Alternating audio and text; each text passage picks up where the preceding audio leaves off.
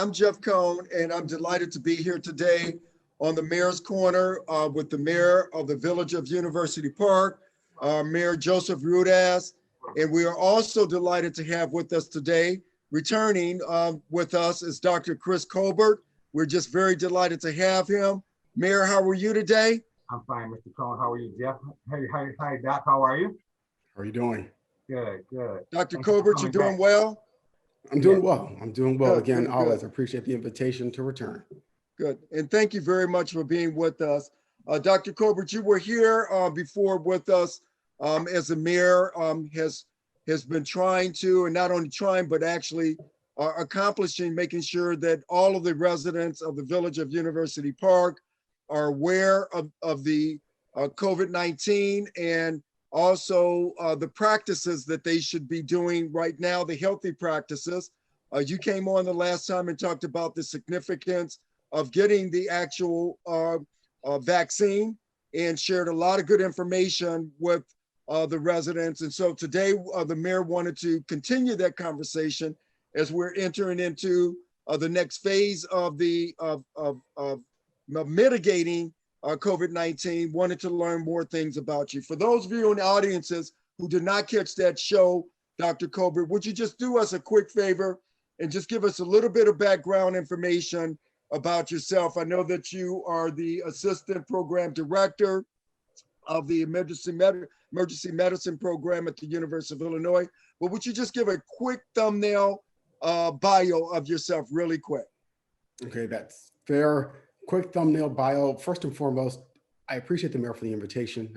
Always love coming back and providing more insight. I appreciate the opportunity. And this speaks to, again, your message and your ability to affect change in a positive manner for the individuals of University Park. Always a huge fan of just really positive work. Thank you very much for this opportunity. I graduated from Hampton University in Hampton, Virginia, went to medical school in Des Moines, Iowa, originally from Washington, D.C. Completed my residency here in Chicago, my emergency medicine residency. All of this was funded by a military scholarship to medical school. I'm currently the Assistant Program Director for Emergency Medicine at the University of Illinois. I am also the President-elect of the Emergency Medicine aspect of the NMA, the National Medical Association. I am the chair of CME for the American College of Osteopathic Emergency Physicians, and I was the 2020 and 2021 Healthcare Professional Cranes Health Provider of the Year, and 2021 Chicago Who's Who physicians as well. A lot of things positive that we're moving forward. And again, as always, I appreciate the invitation. Thank you. And also the MMA is the largest, one of the largest African-American medical associations in the country, isn't it? It is. Okay. It is, in fact. Congratulations, Doc. Congratulations, sir. And also, you're on every Sunday. I am. Every Sunday at 6:45. Good. Well, my son would be happy to know that you went to the real HU. He's an HU graduate, Hampton graduate as well. Hey, and he watched the show the last time, and he told me to make sure that I told you that as well. So good. So thank you. So let's jump right into the this phase of the conversation so that the mayor can share with the viewing audience and the stakeholders of the Village of University Park. And one of the things we wanted to find out from you, Doc, go ahead, enjoy a sip while I'm asking the question. Thank you. We are informal. At this stage of the pandemic, what are the steps that residents should be taking to keep their family, themselves, and the community safe? What are the steps that they should be taking that you recommend right now? The biggest steps I recommend is to stay to the course. Stay the course. We are at a significantly better place than we were in March 2021 than we were in March 2020. And it's my encouragement that I hope that everyone adheres to the recommendations of still maintaining the mask, minding the distance as well, and really taking the time to look at the huge benefit of this vaccination, whether it's the Johnson & Johnson, the Pfizer, or the Moderna. These are opportunities for us to significantly mitigate the really negative results of COVID-19. Remember, this time last year, there was no conversation on a possible vaccine. There was just huge question and really bad outcomes in the emergency room and in the hospitals across the country, and honestly, across the world. We're at a place now where the United States has in total over 500,000 deaths attributed to COVID-19, with second place going to India and third place going to Brazil. There are over 3 million deaths attributed to COVID-19 across the world. Again, I always communicate that to patients as well. This is a worldwide concern, not just in Illinois, not just in New York, not just in California, not just the United States. This is a worldwide concern. And as long as we adhere to recommendations and move forward and collect a lot of data, we can evolve our management and as a community move forward in a more healthier position. So thank you for sharing that. And so one of the things that as it relates to this, and last year it was a lot of fear.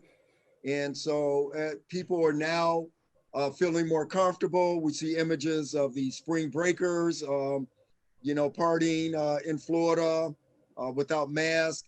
And so they feel, very cocky and confident to a large degree because we are being vaccinated. So I hope that people do stay the course. And so the mayor from the beginning of this has really been encouraging the residents of the village of University Park really to abide by the CDC guidelines.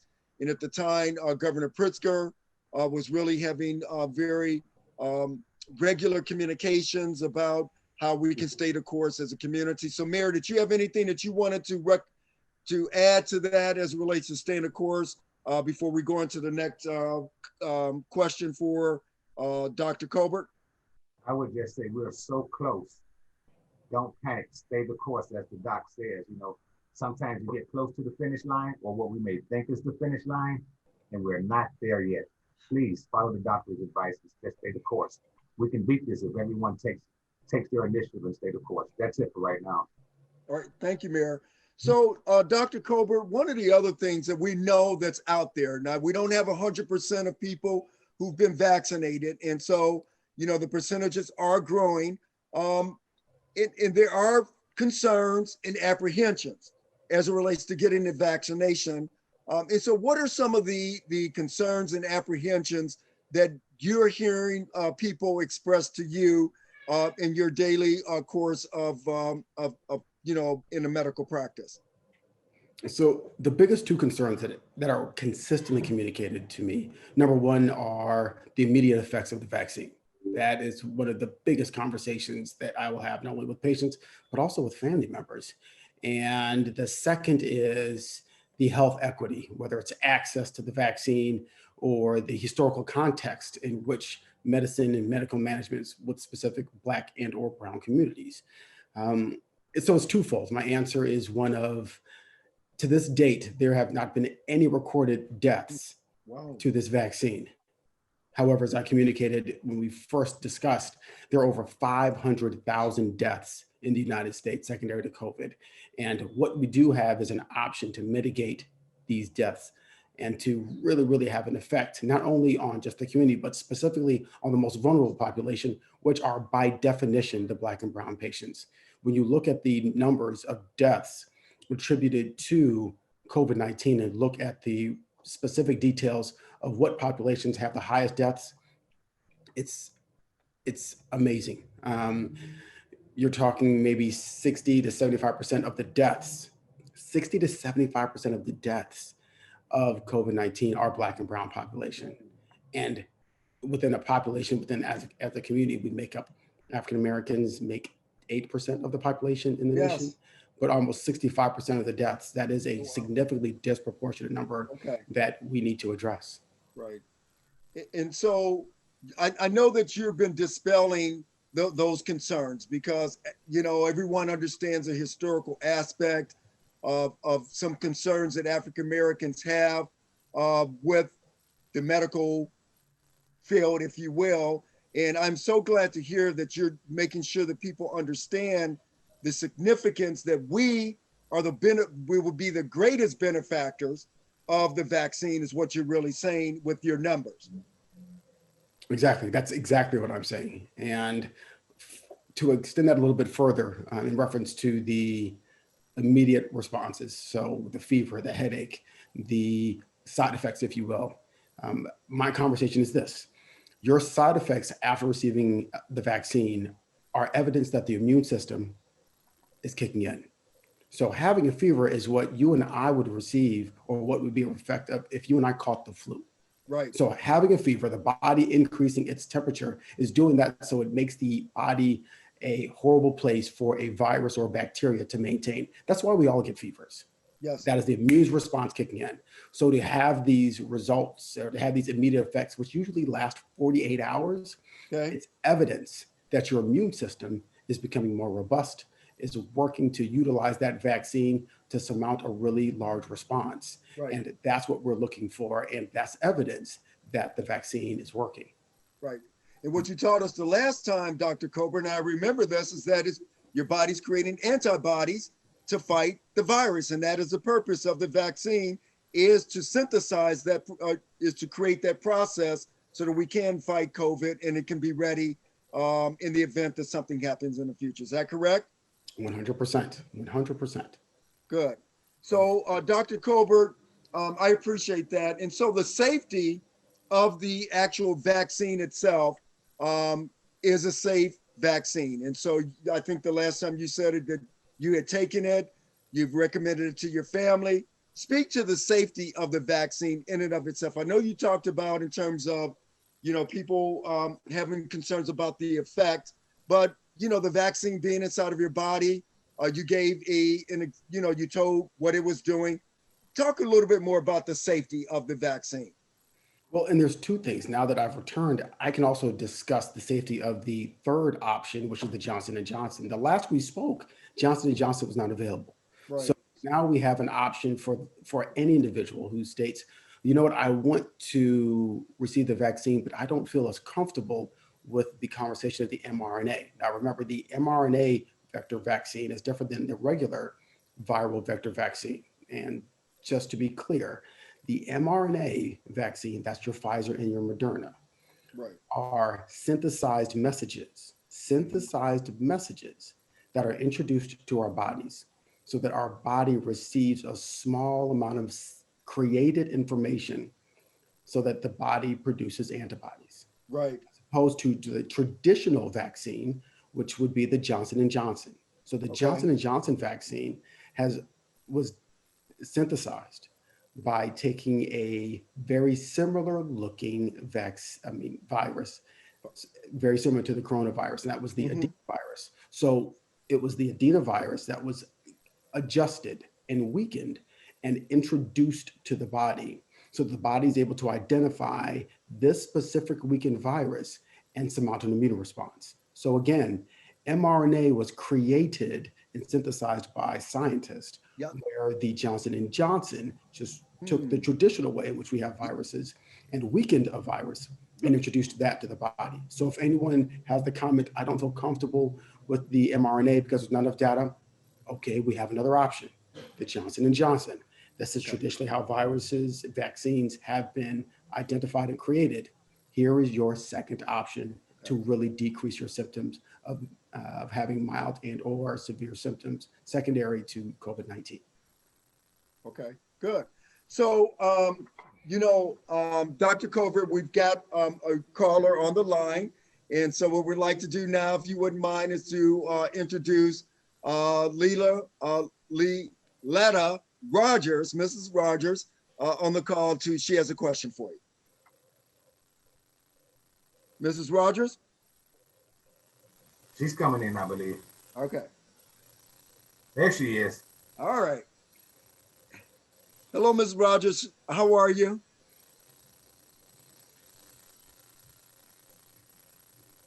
She's figuring it out? Yep, she is. She did it before. Give her one. Here she comes. Just coming in. She's connecting to audio. Here we are. There you are. All right, Mrs. Rogers. You have a question for Dr. Colbert? Yes. Good afternoon. Thank you, Good Mayor. afternoon. Thank you, Mayor, for welcoming back Dr. Colbert. Doctor, once again, I have more questions to ask you. That's fair. That is fair. It's good to see you, Ms. Rogers. Let's go. Okay, so in observing with myself getting my COVID shot, first one, and seeing on TV, can you tell me, are there any listings nearby sites or locations where seniors or elderly or people who are extremely handicapped getting in and out of the car will be able to do a drive up like they do in states like California and Mayor? You know, we have a big parking lot where, like we do for the food drive up, I'm you working can, on it. Absolutely. thank you, where you can move up, because I know some handicapped seniors, and they can't get out the car, and they need to be able just to drive up. You naturally, we always pre-register, and so it just be limited to those who are handicapped, where we can just drive up like they're doing in California and other states, and then get your shot. That is an excellent question. If there's locations now, if we can have it, Mayor, we can post it at least for our seniors. Mhm. We have the fire station, if you can just pull up and, you know, you had somebody who's registering it. And I know the season is changing and it's getting warm, so we may be able to do more outside, of course, with the Johnson. But I was just wondering, if doctor, if you know of any places now here that we can do that with. That's one question. My other question is, I need you, if you would, with more vaccines being developed, would you break down, you did a little bit last time, and explain the difference of the vaccine, where Pfizer and Moderna are the mRNA, are messengers to the virus, which is something new, my understanding, that hasn't been done before in vaccines, compared to Johnson, which is our typical vaccine. And I think that's an annual, and there, however you pronounce it, Attenuated. adenovirus. So it's like the other vaccines, and that can be developed, and they are being developed. So would there be more of the same, like Johnson, which is our typical vaccine that we're used to, like with the flu and the cold? And then explain why the difference. We're doing Pfizer and Moderna, which is the mRNA messenger to your body. How is that different than what our typical vaccines do to our body? Our message, talk to our body when a Thank virus. you, Mrs. Rogers. So the first question, Dr. Colbert, is a drive up strategies. What are you seeing around that? And then we'll address the second question. So there's two things. The biggest thing is we're very envious of those really warm states that haven't had snow, and the possibility of more snow or really cold weather. So, and I say that jokingly because it would be easy for us to do that. But literally, we just had snow, but almost half an inch of snow, if not an inch of snow just yesterday. Right. So there's two things. We want to ensure that not only the vaccine is accessible, but it's also safe. When you have more snow, more rain, that makes it difficult for both you and I to navigate during the day. So just imagine the challenges with someone who needs additional assistance. So at this point, in specifically colder areas, that's why the specific distribution are in areas that have covers and allow individuals to, whether it's wheelchair assisted or just to transition from one place to another, it's inside just because it's safer right now. And it's just the weather permits. And the last thing we want to do is decrease the number of individuals that could receive the vaccine due to the inclement weather. So yes, that is a great point.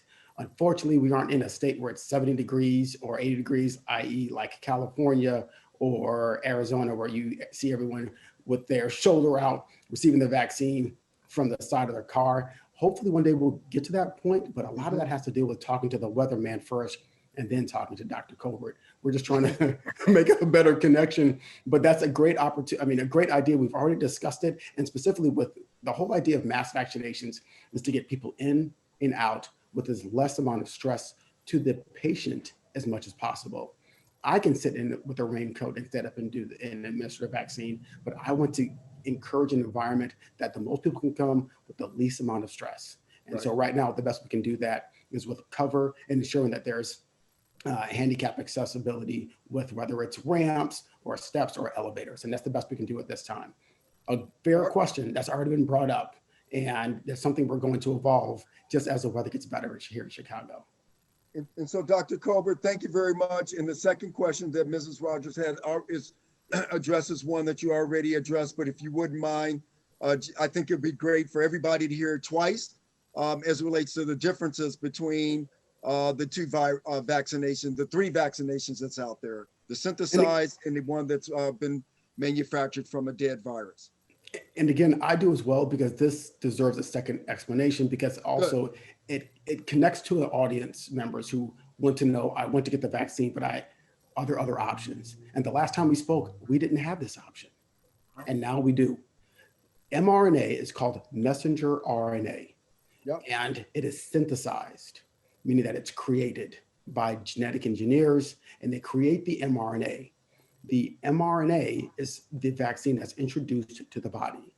So the body takes this message, and from this message, it enters the cells, and the cells produce antibodies, as opposed to the Johnson & Johnson, where literally they're taking a virus and weakening that virus. So think of it as they're taking a chair and knocking out one of the four legs of a chair. So you can still sit on the chair, but it's a weakened chair and it will most likely fall. And think of your immune system as your body to sit on that chair and break the chair. That is the idea of taking those four legs and removing one, so that the immune system could, in essence, sit on this virus and break the virus.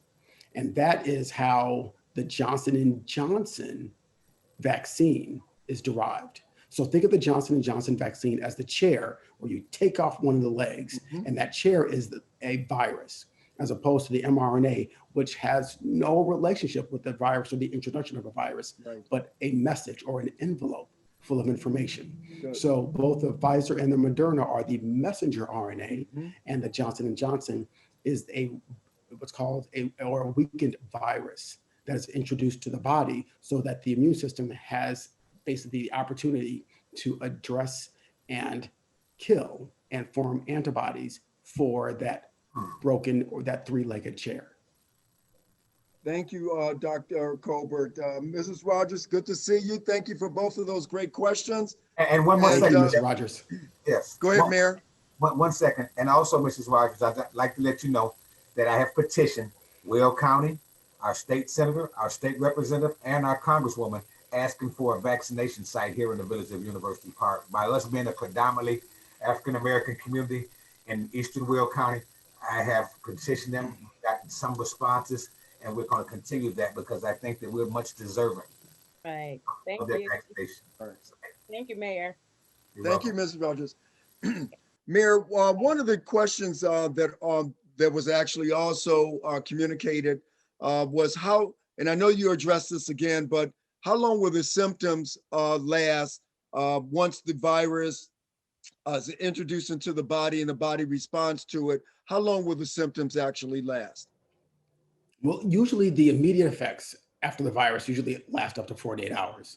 And it depends. You can't really just draw a line in the sand on how this reaction affects. Specifically, just with me, with the first vaccine, I had a little bit of a fever, and a little bit of discomfort, but that was gone in 24 hours. And the second dose of the vaccine, I had a little bit of a fever, but absolutely no muscle ache and no headache, where some individuals communicated that after the second vaccine or the second dose of the vaccine, they noted more symptoms, immediate symptoms than the prior. Now, in all cases, most individuals communicate that after 48 hours, those symptoms have totally resolved. But I don't like to draw the line in the sand and say, my health response will be the same as your health response, will be the same health as someone else's response and someone else's. That's not how health works. And it's not a very honest nor transparent way to discuss symptoms. Thank you. It's better just to acknowledge them and say, this is what you may experience, but this is what we do expect. This is what we anticipate. And again, these are all examples of your immune system kicking in. Okay, good. Thank you. So, Go ahead. No, Jeff, I was gonna say, I was fortunate enough this past Saturday, and I took the J&J shot. And just to piggyback on what Doc said, I took it Saturday, late Saturday morning. Saturday, that was kind of a good day. And Sunday, it was just a little soreness, a little stiffness, probably just as they say, about 48 hours, but I didn't have any fever or anything like that. I just had a little, just kind of fatigued and just kind of, just lazy basically. And outside that Sunday morning, I woke up, I'm like a champion and I feel very good about that. Yeah. All right, good. So it does vary, Doc. And so you're just being honest with people. But typically in the median of the responses, it's about a 48-hour type of response that most people have, but it could vary though on both sides of that. Exactly. Okay, Exactly. good. All right, Dr. Colbert, now, there's still a great number of people that still have not been vaccinated. And so what we wanted to learn from you today and share with the viewing audience, and still for those people who are on the edge in terms of not wanting to get it for one reason or another, would you share what the risks are to those people who have not been vaccinated? Okay. Well, just from personal experience and things I see in the emergency room. Again, you and I are having this conversation in March of 2021. When we had this conversation in December of 2020, in October of 2020, I was seeing patients come to the emergency room of various ages, of various ethnicities. We were admitting these patients and they were going to the ICU. But now, as more individuals are receiving the vaccine, they're adhering to more recommendations. I am admitting and seeing specifically more Black and brown patients that are being admitted. Period. Right now? Yes, right now. That the numbers are decreasing significantly, but the ones that I'm admitting are Black and brown patients because they don't fit the criteria to be discharged. And there's a part of conversation that we just need to have, and we're just not having enough. Again, as Black members of this community or of the United States, we make up 8% of the population, 65% of the deaths. 65% of the deaths. There is not one recorded death from this vaccine, but there's not one person who lives in the United States who doesn't have, and specifically that are Black and brown, that do not know a family member who's either been admitted or have passed due to COVID. I've had family members that have passed due to COVID. I know tons of patients, not tons, but I know patients that have admitted that are family members as well. So it's not as if I'm speaking from a physician to patients or just to a public. I am a member of the population as well that says, yes, I've had family members that have died from COVID. Yes, I've had family members that are admitted to the hospital from COVID. And yes, I am aware that there are ways that we can really mitigate and decrease these symptoms. We just need to adhere to recommendations. So Doc, I want to break this down. So what you're saying is that the risk is death is still death. If you have the comorbidities that you talked about before, which we African-American community and the brown community has a high disproportionate number of those comorbidities, COVID-19 still introduces a great potential of death. And it's just a matter of just look 100%. And it's just a matter of just looking at the data. So it's not as if someone's manufacturing a story. You can go to any hospital, any city, United States, and the numbers will be the same. And that's what we need to address. And again, we have an option to address that. Right. And so I appreciate the mayor bringing you on again, because I mean, I think that this goes to the core, of, having you share these messages, is to make sure that people understand that we're not just going to sort of wait this out. This virus is taking on other strands and variants of itself. And so the mayor, I think, really wanted to have you to make sure people hear that. And Mayor, I'm speaking for you, but I really feel that that's one of the things that I think that you want to come out of this. It is. We need to educate our communities, and we need to encourage them that it's the right thing to do. Look at the big picture. Look at a long life instead of a short life, live with infectious diseases that might kill you. And think about the people that you're concerned about, that you want to go around, that you haven't seen, and the people that you want to hug. It's vitally important that people get educated and informed and go out and get the shot. When I went Saturday, I was so surprised and so happy to see tons and tons of people and the traffic jams. And when I looked around and I saw who was in the audience, it was people who looked like every one of us, Okay, of all walks of life. good, And I was very enthusiastic about that. So yeah, good. so people are starting to change the curve. You know, Right. it's some, it's unknown, and people are afraid of what they don't know. That's basically what it is. But Okay, we have to continue to educate and encourage yeah. people. I've got a question for the doc. All right, Now they're going two questions. One person says, okay, well, I've recovered from COVID and now I want to take my shot. But they were told that they have to wait 90 days after their quarantine is over.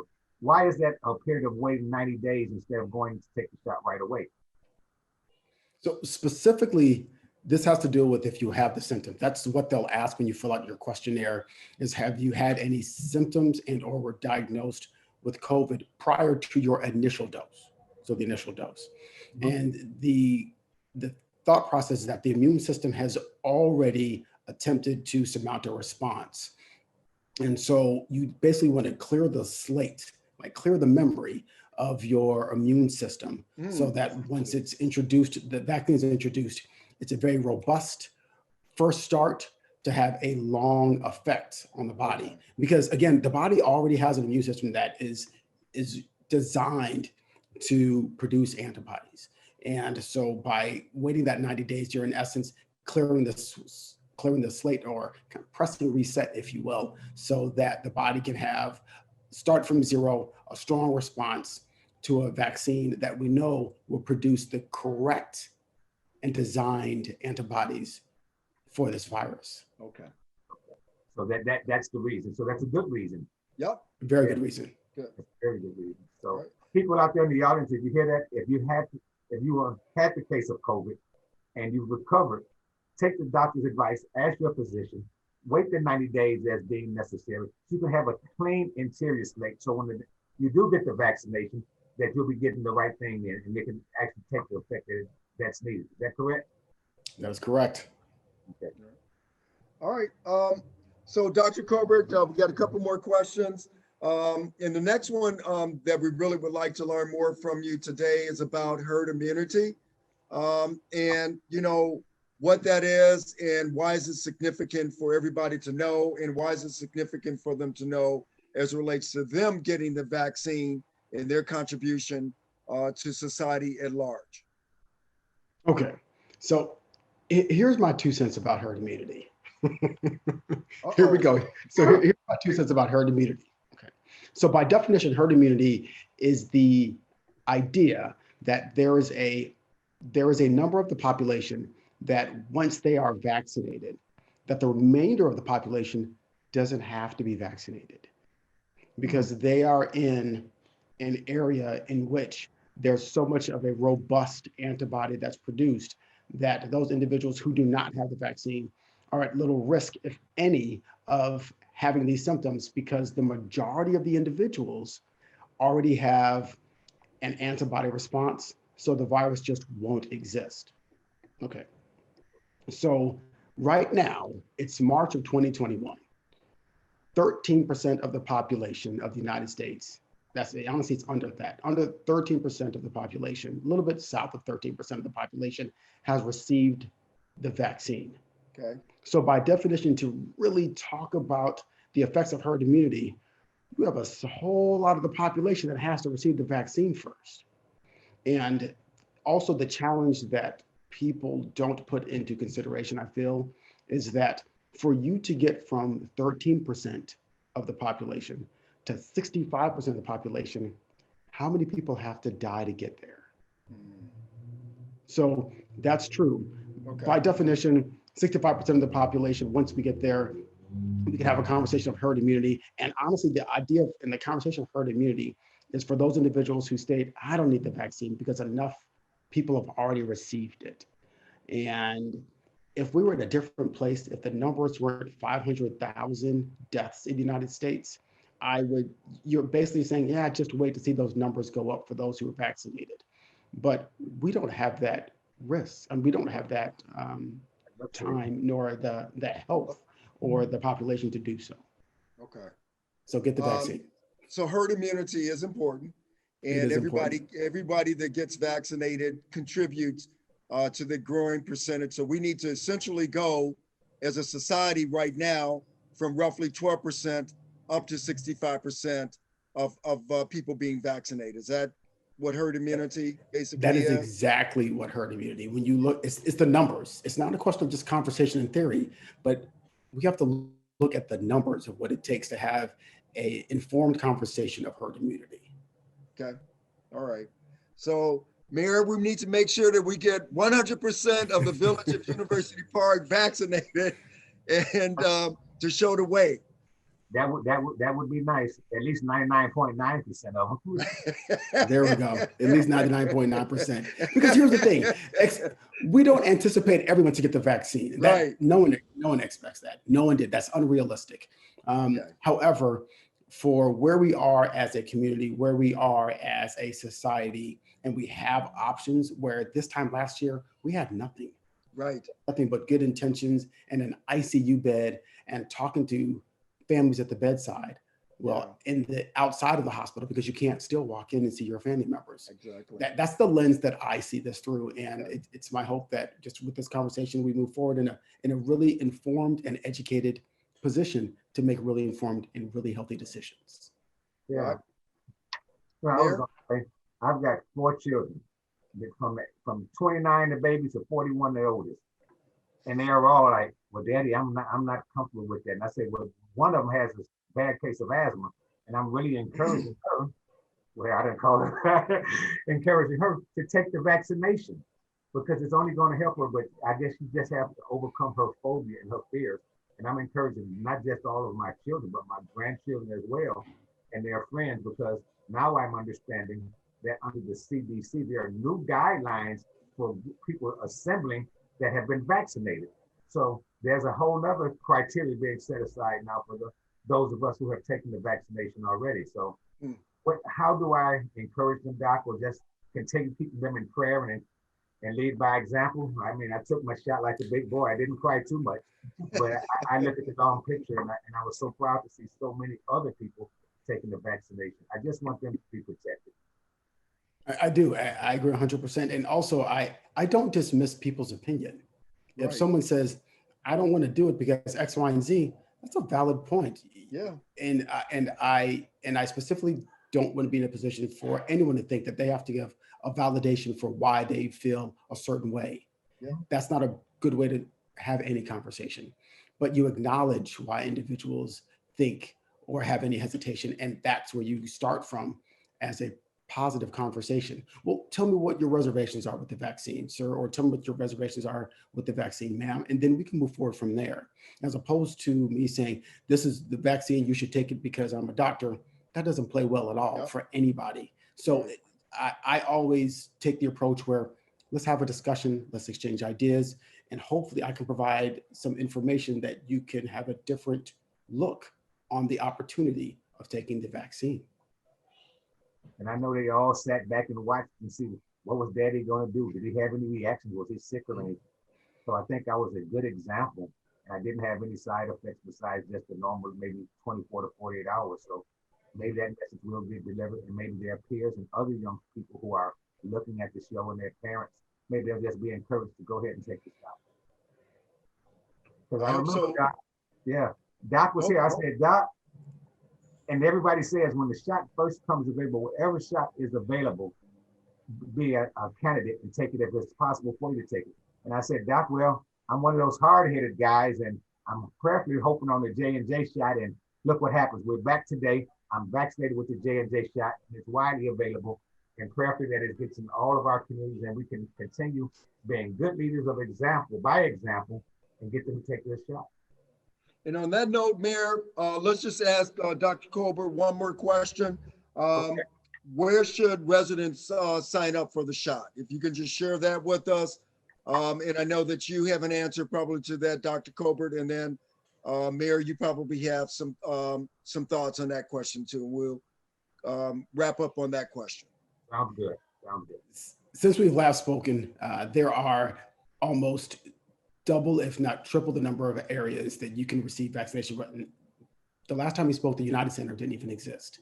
Hmm. The United Center potentially has up to 6,000 available doses a day. Des Plaines does as well. There are areas significantly closer to University Park as well.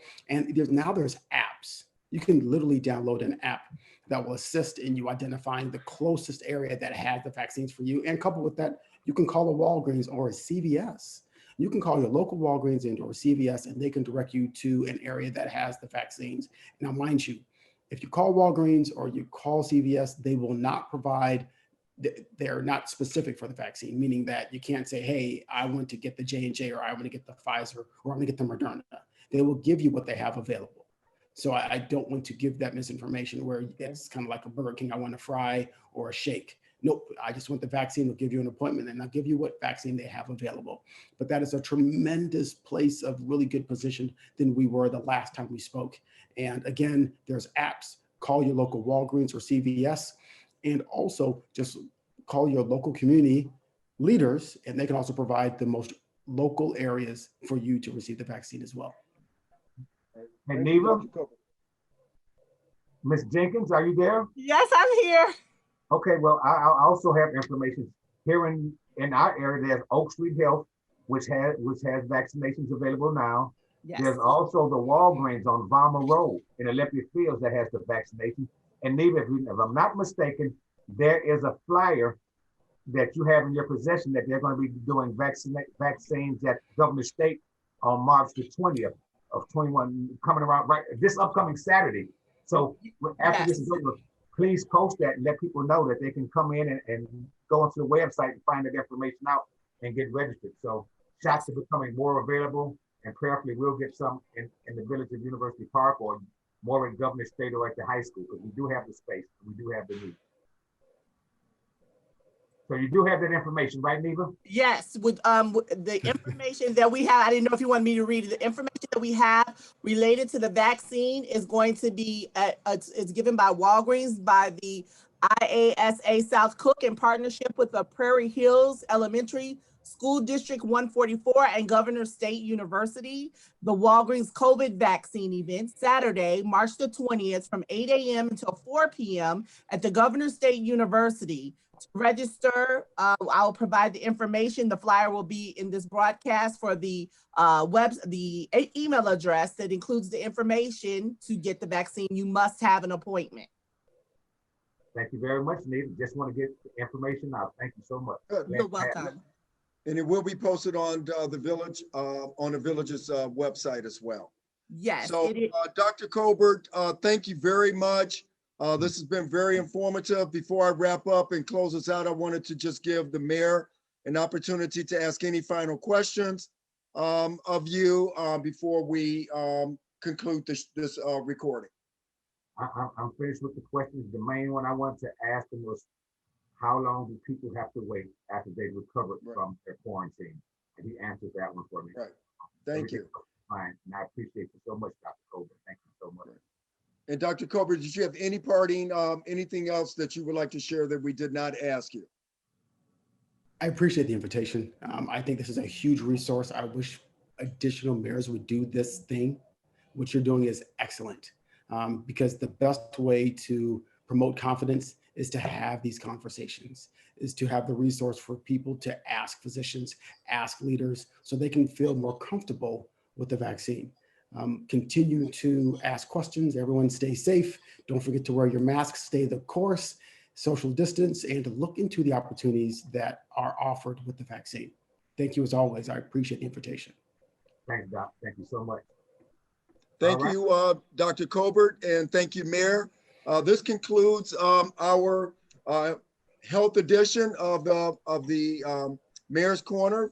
Mayor Joseph Rudaz of the Village of University Park. I am Jeff Cohn, and thank you very much for being with us today.